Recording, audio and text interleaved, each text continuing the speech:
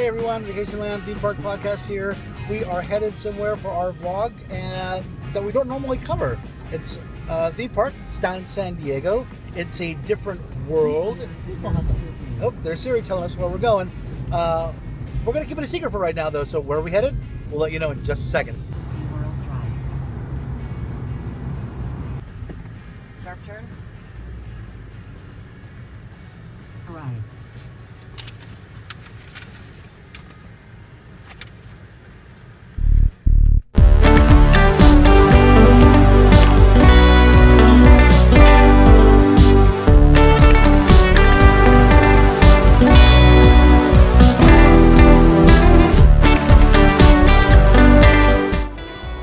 So in case you haven't figured it out yet, we are at SeaWorld San Diego and it is a nice warm day. So I've got the adventure hat on, I've got sunglasses on, and look you guys, you can go pin trading. New this year at SeaWorld San Diego.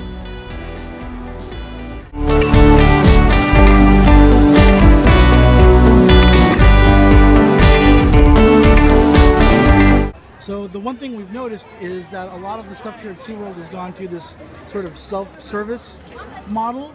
Like the park maps, there's nobody there to hand out a park map, you just kind of grab one and go. It was the same way with the tickets. All of the tickets were being sold by a self-service kiosk at the front, which is kind of interesting. But we're gonna go explore. Sky Cabin.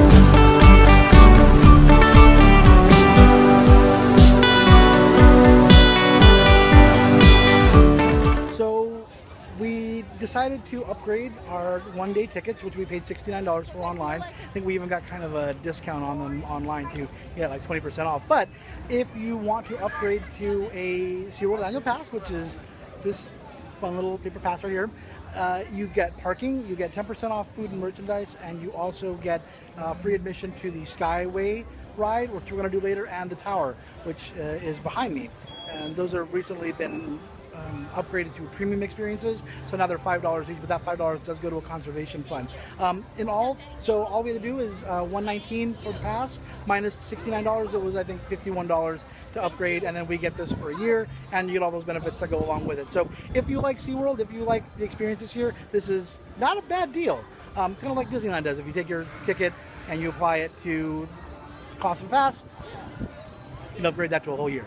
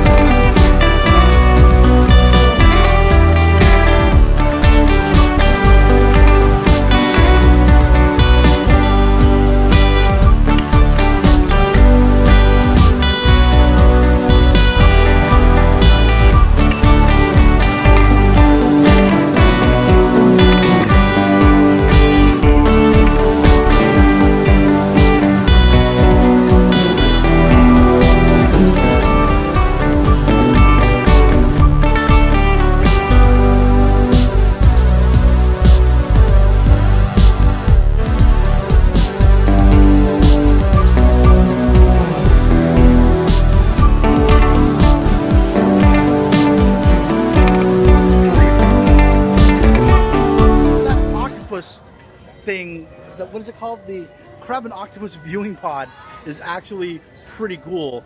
you can crawl underneath the viewing area for the octopus, and then there's a bubble that you can climb up into to view it. It's really cool, although I'm pretty sure it's designed for people much smaller than us. Still, it was so really, really fun to crawl around and get on the floor and then go up into the little bubble. Awesome.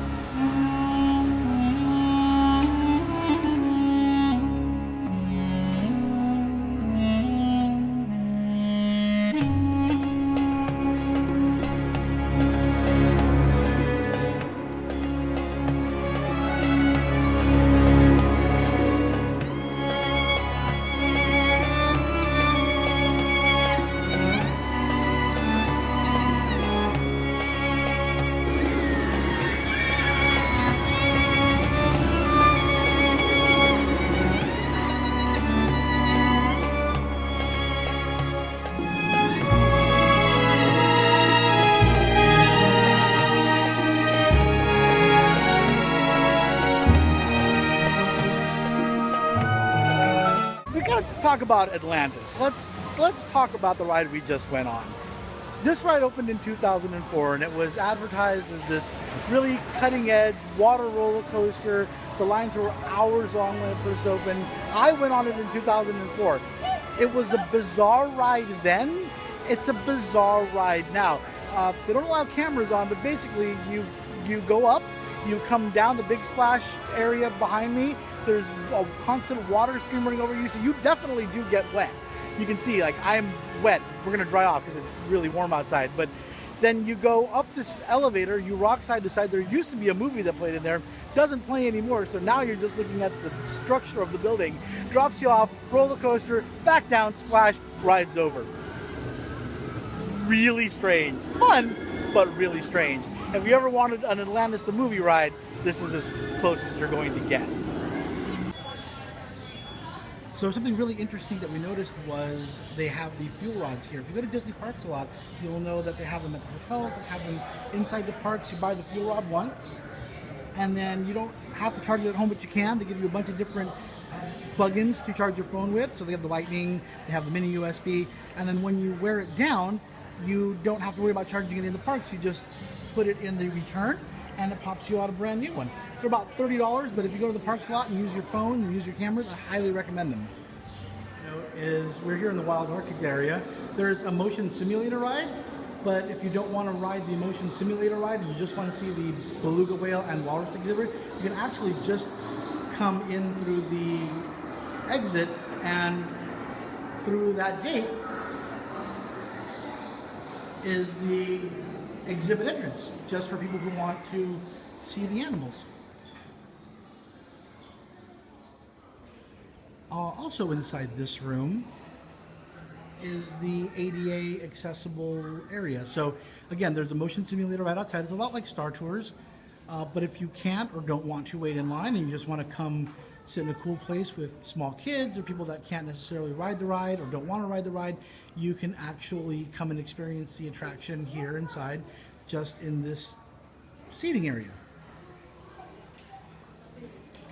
And the entrance to this is just located at that same area where I said walk into the exit, so you can experience the animal attraction.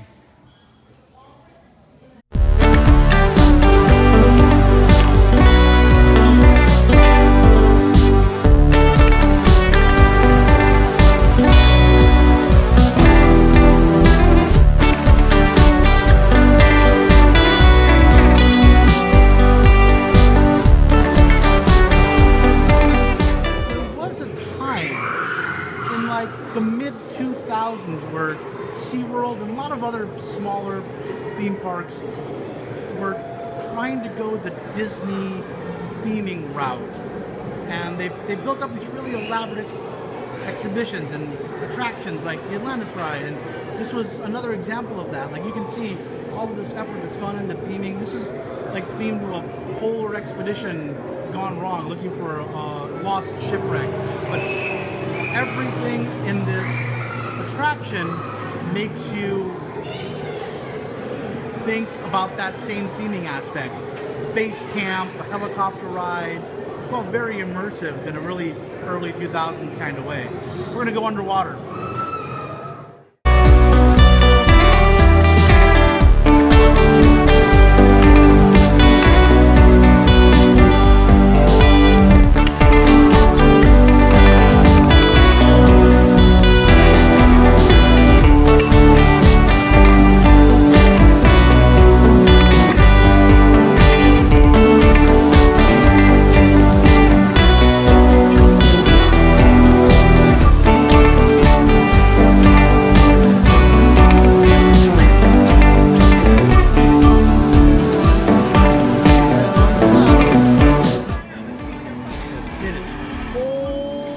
Outside.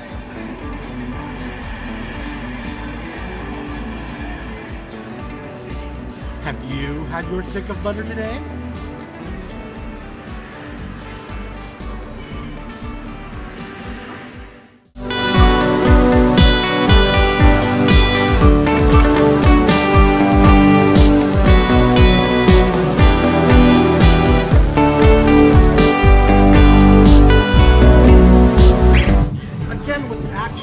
Immersive theming.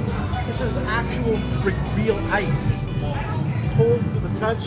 It's a lot like the old ice station pool at Epcot. Fake rock. Real ice.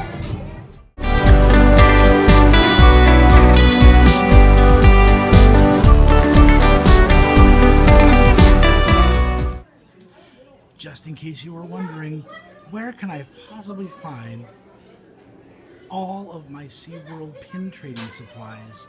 The answer is right here in the Wild Arctic gift shop for all of your SeaWorld pin trading needs.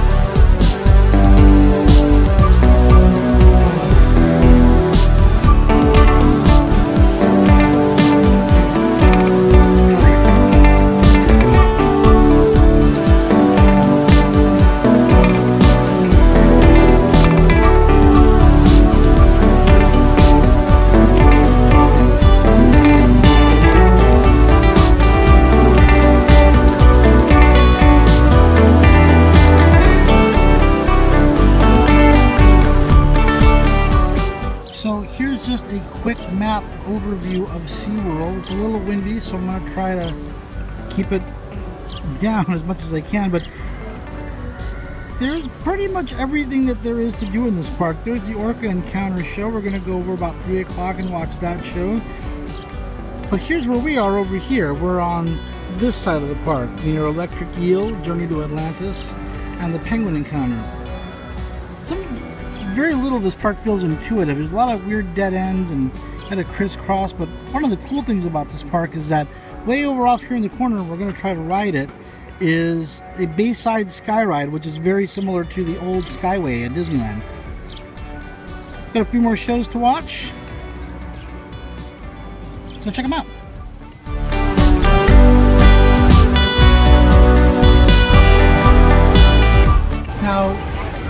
Now, one thing I will say is that some of the food options are not great. It's mostly just little stands like this. They sell pretzels, they sell drinks, they sell snacks.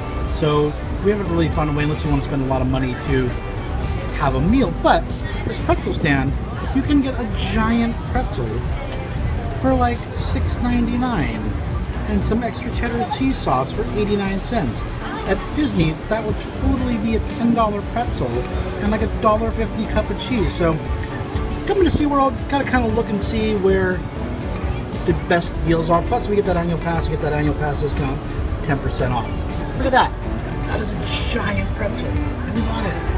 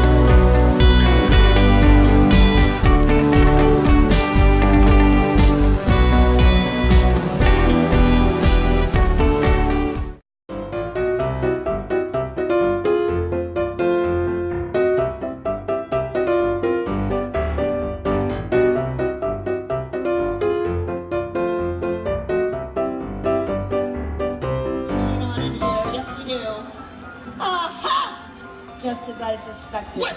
You can't bring this in. That's my lunch! Well, you know what? I've got 3 words for you. Shipwreck Reef Cafe. That's right. Oh, and this is not allowed either.